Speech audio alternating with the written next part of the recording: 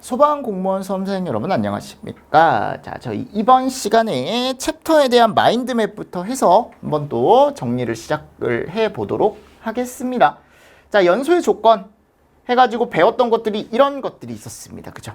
그래서 첫 번째 나오는 게 뭐가 나와요? 인화점, 연소점, 발화점이라는 게 나옵니다. 그럼 이거부터 한번 정리를 해보도록 하겠습니다. 온도 조건부터 이렇게 세 가지가 있다라고 했죠. 그렇죠? 여기 세 가지 온도 조건부터 한번 정리를 해보도록 하겠습니다. 자, 인화점 같은 경우는 우리가 뭐라고 하냐면 점화원이 있는 조건에서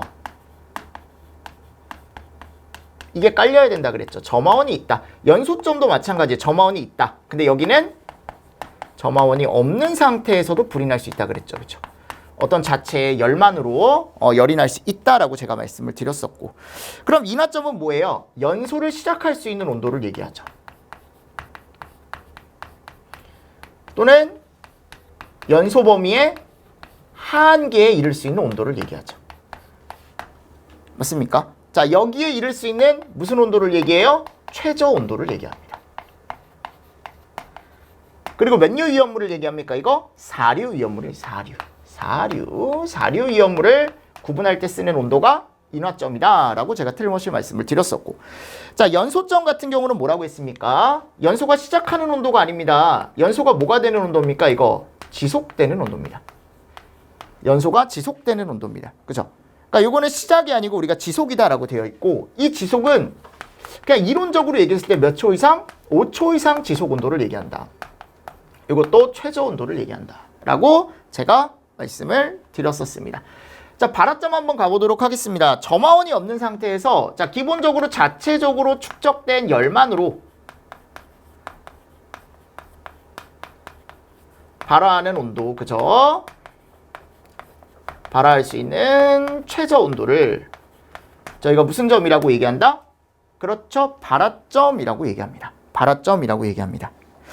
자, 그리고 우리는 얘를 뭐 착화원, 착화점이라고 얘기하기도 하고, 영어 약어로 AIT라고 얘기하기도 한다라고 틀림없이 말씀을 드렸었고, 자, 시험에 발화점이 낮아지는 조건이 나올 수 있다. 충분히 낮아지는 조건이 충분히 나올 수 있다. 그죠? 추가적으로 볼게. 그럼 발화점이 낮아지는 조건에는 어떤 것들이 있더라? 일단 기본적으로 분자 구조가 복잡하다. 그쵸? 또 분자 구조가 복잡하다라는 건 그 물질의 분자량이 어떻다? 크다라는 걸 의미하죠. 분자량이 크다. 또는 분자 구조가 복잡하다. 그리고 발열량이 크다.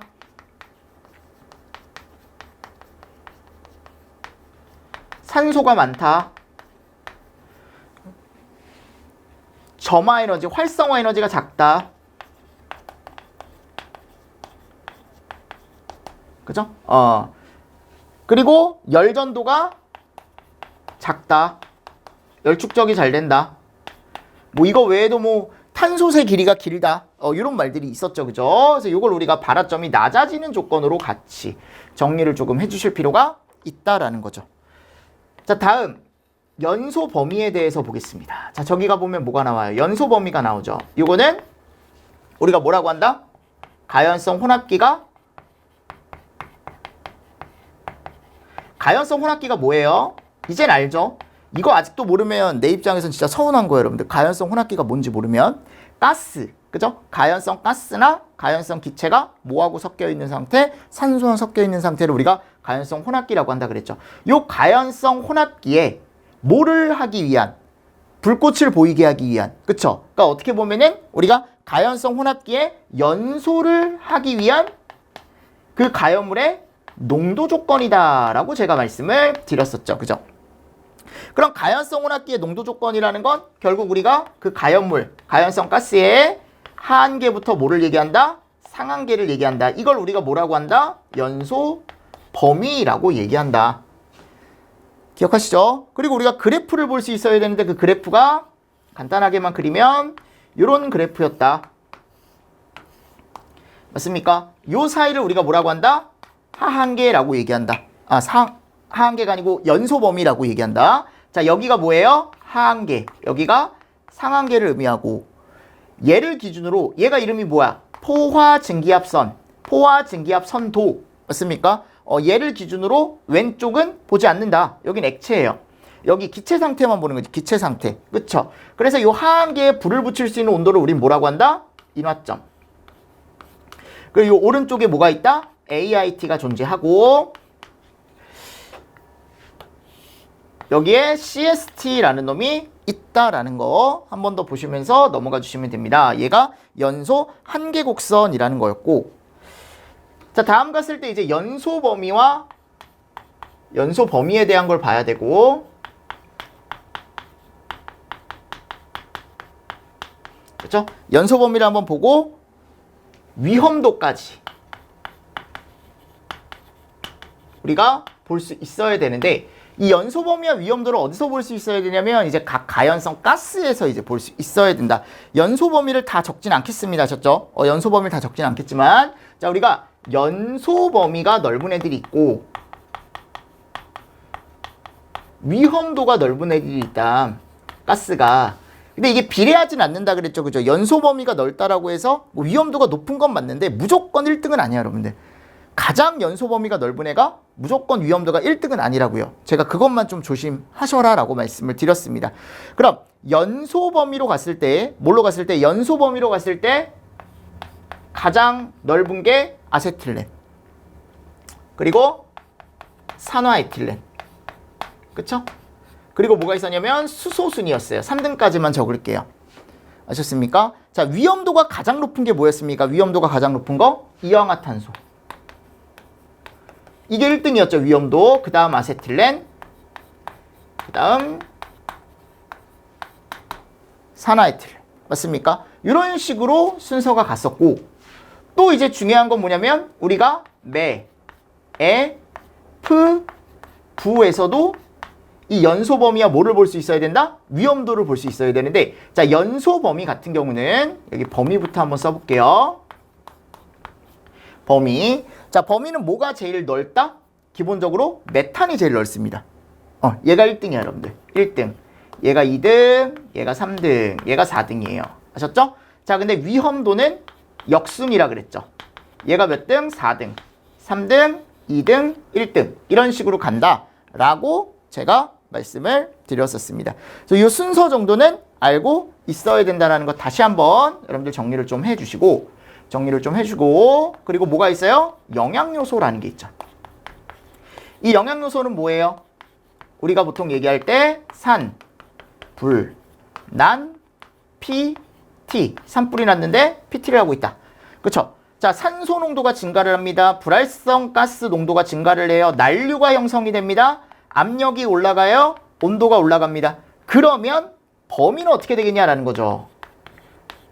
그죠? 자, 산소를 때려 넣어줘요. 그럼 연소 범위 넓어집니다. 불활성 기체를 때려 넣어줍니다. 그럼 연소 범위가 산소 농도가 줄어들기 때문에 어떻게 된다? 줄어든다라고 제가 말씀을 드렸고, 난류가 형성이 되면 연소 범위 넓어집니다. 압력 올라가면 연소 범위 넓어지죠. 온도가 올라가면 연소 범위 넓어지죠. 이런 개념들을 같이 정리를 해주시는데, 불활성 기체 쪽에 갔을 때 우리가 넣어줬을 때 얘가 넓어진다. 얘를 넣어주면 좁아진다라고 제가 틀림없이 말씀을 드렸었죠. 근데 이제 조금 특이한 가스들도 있었으니까 그 특이한 가스들도 같이 여러분들이 좀 정리를 해주시면 더 좋다. 됐죠? 자, 그리고 나서 여기 세 번째가 보면 뭐가 나와요? 최소 산소 농도가 나오네요. 우리가 얘를 영어로 뭐라고 합니까? MOC라고 얘기하죠? 그쵸? 그럼 얘는 뭐예요? 가연성 혼합기에, 그죠? 또는 이제 가연물에 연소를 위해 필요한, 또는 화염 전파를 위해 필요한 뭐를 얘기하는 겁니까? 최소 산소 농도를 얘기하는 거죠. 그러니까 이 정도의 산소가 있으면 불이 날 수 있다라는 걸 얘기하는 거죠. 또는 우리가 뭐라고 하냐면 임계 산소 농도다.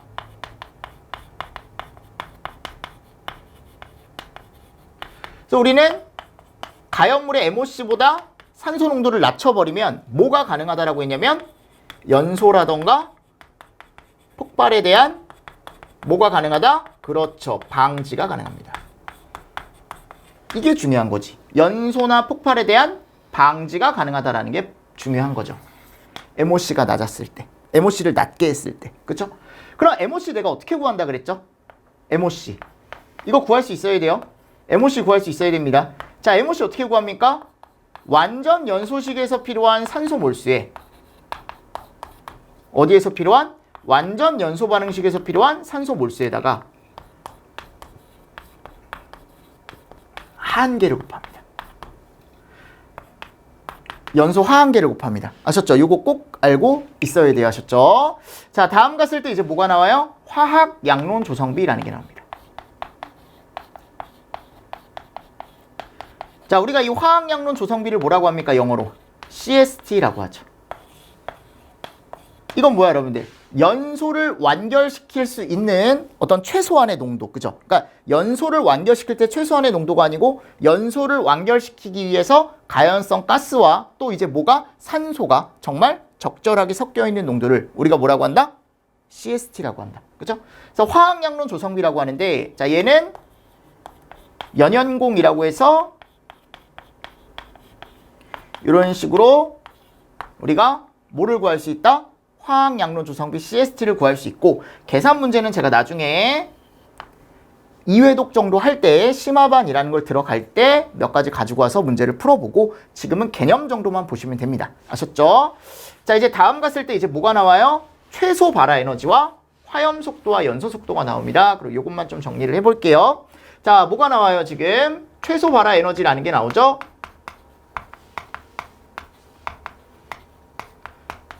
그럼 얘는 뭐예요? 가연성 혼합기에 불을 붙일 수 있는 최소한의 에너지, 그죠?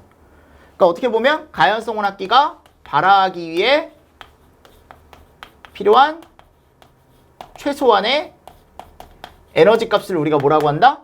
MIE. 얘는 MOC야, 여러분들. MOC. 얘는 MIE라고 제가 얘기를 한다라고 말씀을 드렸습니다. 그럼 얘는 이제 온도가 올라가거나 또는 압력이 올라가거나 이 조건들이 있었죠. MI가 낮아지는 조건들, 온도가 올라가거나 압력이 올라가거나 또는 농도가 올라가거나 뭐 연소 속도가 빨라진다거나, 맞습니까? 그리고 또는 열전도가 작아지거나 열축적이 잘 된다라는 거죠. 그러면 우리는 MI가 어떻게 된다? 점점 작아진다라고 했고, CST는 뭐예요? 화학 양론 조성비죠. 자, 화학 양론 조성비일 때 MI는 최대가 아니고 뭐를 가진다? 최저값을 갖는다라고 제가 틀림없이 말씀을 드렸습니다. 그쵸? 자, 마지막 화염 속도와 연소 속도라는 게 있는데, 자, 화염 속도는 또는 연소 속도는 정의를 할 때 화염 속도는 그냥 화염이 전파해 나가는 속도를 얘기하고, 무슨 말씀인지 아시겠죠? 화염이 얼마나 빠르게 전파를 해나가는지 얘기를 하는 거고, 자, 연소 속도는 그 가연물을 태웠을 때 수직으로 이동하는 속도다라고 간단하게만 그냥 정리를 해보고 넘어가도록 하겠습니다. 그래서 이제 그림으로 보면 내가 예를 들어 여기 가연물이 있으면 이 가연물 자체가 타는 속도, 얘를 우리가 뭐라고 한다? 연소 속도라고 얘기하고요. 가연물 자체가 얼마나 잘 타는지를 연소 속도라고 얘기하는 거고, 가연물이 탐과 동시에 여기에 이제 미연소가스라는 게 발생하는데, 이 미연소가스 쪽으로 화염이 전파해 나가는 속도, 이 수평으로 전파해 나가는 속도, 얘를 우리가 뭐라고 하냐면 화염 전파 속도라고 얘기하는 겁니다. 굳이 구분을 하자면. 아셨죠? 근데 이제 시험 문제에는 일단 기본적으로 공식 하나를 알고 있어야 되는데, 화염 속도에 대한 공식 정도, 이게 왜냐면 예전에 그 간부 기출에서 한번 나온 적이 있거든요. 화염 전파 속도를 구하는 공식. 여기 뭐라고 되어 있냐면 화염 전파 속도는 연소 속도에다가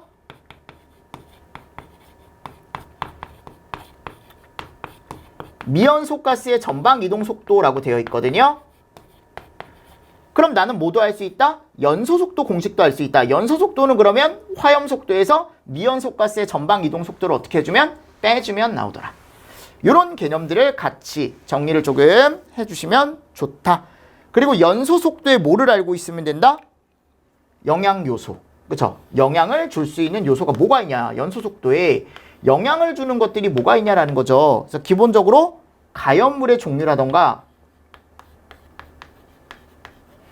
또는 촉매의 존재 유무 또는 촉매의 농도 맞습니까?